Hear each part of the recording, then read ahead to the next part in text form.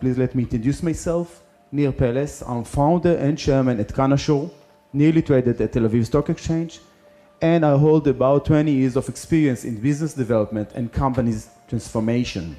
So we started with Solbar. More than 2 years ago, Shimon Bar Kama, my business partner sitting here, and myself acquired Solbar. Who is Solbar? It's a company with revenues of about $150 million this year and profitable. It's ours. Yet it holds 60 years of operation in soy extraction. So if you got all that, you got the manpower, you got a CTO who for 40 years was building factories over the world, then maybe pushing for the cannabis arena makes sense. So we got that permit, and we had an available building for that.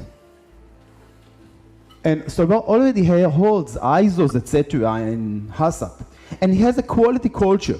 So we took the quality culture, redundant places, and know-how into the cannabis arena.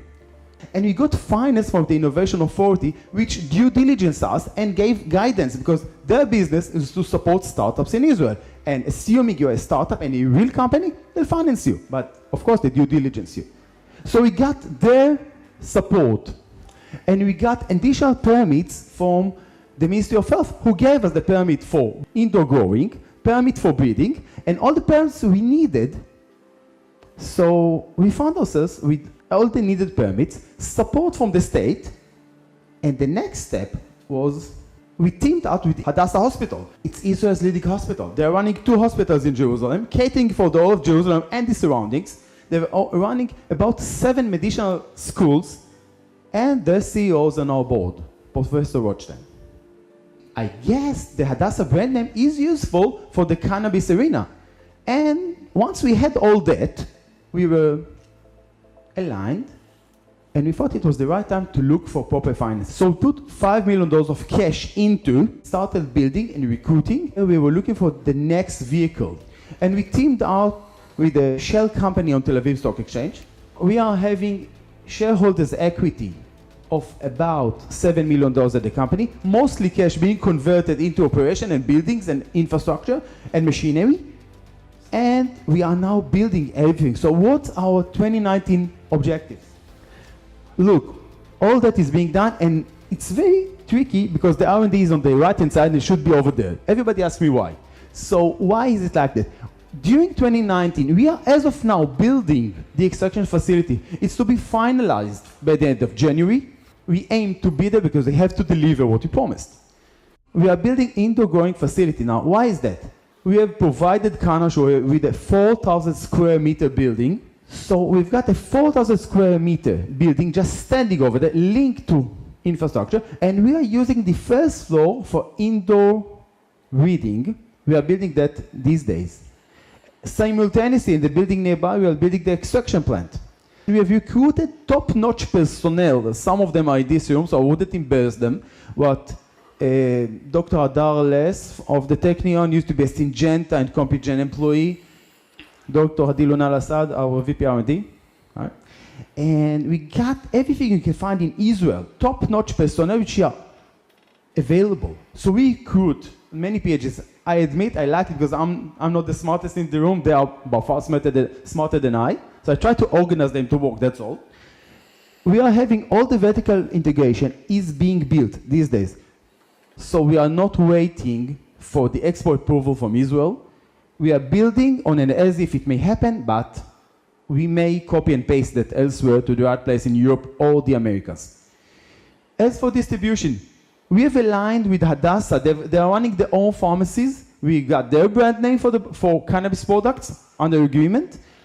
And having all that, we are be able to produce nutraceuticals named cannabis oils and tinctures and cannabinoids, separated cannabinoids, at the second half of 2019 under GMP, GAP, GSP, and GDP. All G's possible.